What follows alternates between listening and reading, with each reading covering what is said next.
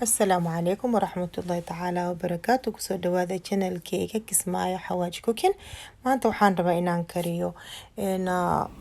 qaado oo aan ugu talagalay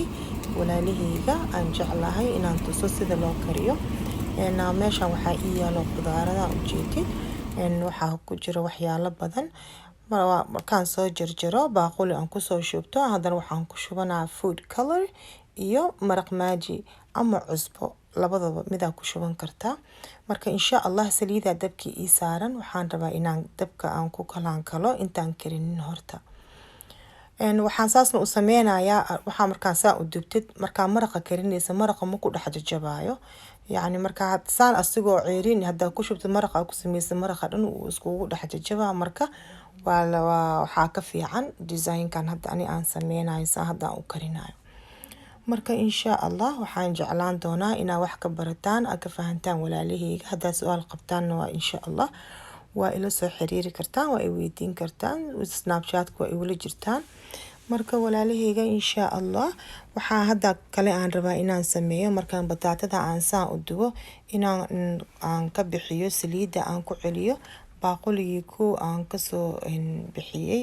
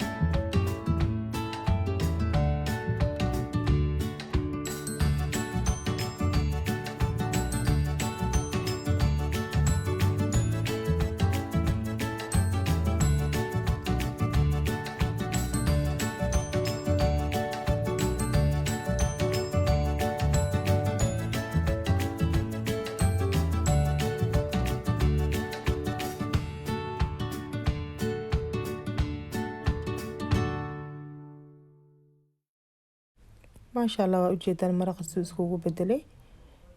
markaan idin sheegay waaye aan dhahay hadda waxa aad dubtaan ma ku jajabayo wixii dhan wada diyaar ah hadda isku soo wada dardaray waa ujeedaan khudaartii oo soo dubay oo diyaar ah hilbihii oo diyaar ah just waxa hadda aan isku dardaray xawaajiyaashii iyo wixii markaas aniga aan ugu talagalay inaan ku shubo maraqa saan oo diyaar ku yahay ma sha Allah waa ujeedaan bariiskan oo biyo ku kariyo waa ujeedaan asigana subag yaraan ku daray iyo filfil iyo waxaasaan ku daray biyaha caadiga soo karkarayle waxaan ku shushubay wax saas weyn ma ahan marka insha Allah waxaan rajeenaa inaad jeclaatiin walaalaheyga maraqa oo diyaar ah waa kana wax walba waa ujeedaan gudaha ku jiro marka hadda cunug aan leedahay ilmo kale waa siin kartaa basbaaski gudaha ma ku jajabin bariiskana waxa waaye wuu cuni karaa cunuga bariis caadi oo fiican waaye waa kana labada shay aan soo kariyay aad iyo aad u mahadsantihiin walaalahaygi.